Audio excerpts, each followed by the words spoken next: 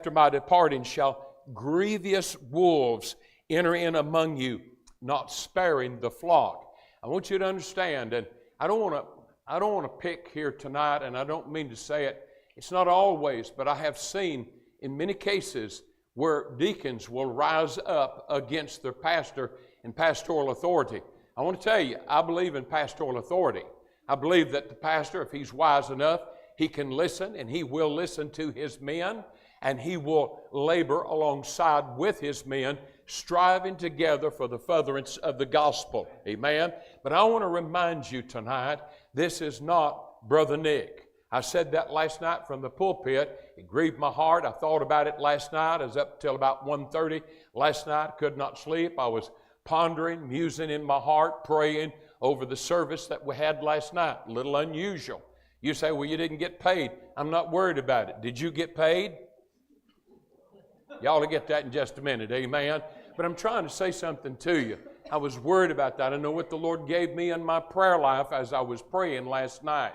And I want you to understand that as you think about it, they will enter in. They will enter in, and they will do their best. They'll look, they'll search for those that are weak ones. Let me give you an example of those that are weak ones.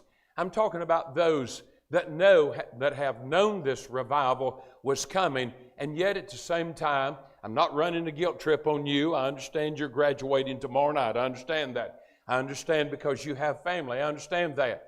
But I'm saying to you, knowing that the revival is going on and yet will not show up, will not come.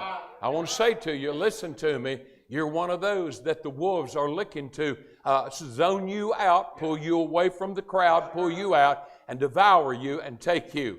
Listen, friend of mine, you can talk about your belly aching, you can talk about your mully grubs, you can talk about this, you can talk about that, but you listen to me tonight.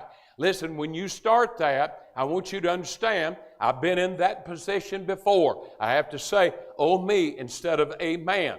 I want you to understand that, friend of mine, listen, the God of this world is watching you, and the wolves and the alpha female shall usually look or speak to the alpha male, and the alpha male will begin to do what the alpha female wants done. You ought to think about that right there. And we give a lot of times a bum rap on good deacons, okay?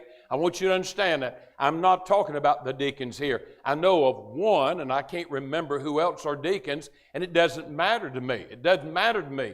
But I want to say something. When you start belly aching and grumbling, and you start mumbling in your heart and things, and, well, bless God, I'll just keep my tithes. Or, bless God, I'm just going to let him, we'll starve him out. God, you keep him humble because we're going to keep him hungry. You understand what I'm saying? God knows how to beat your eyeballs out so you can see better. Amen? And I'm trying to get you to see something tonight, and that is that the wolves will enter in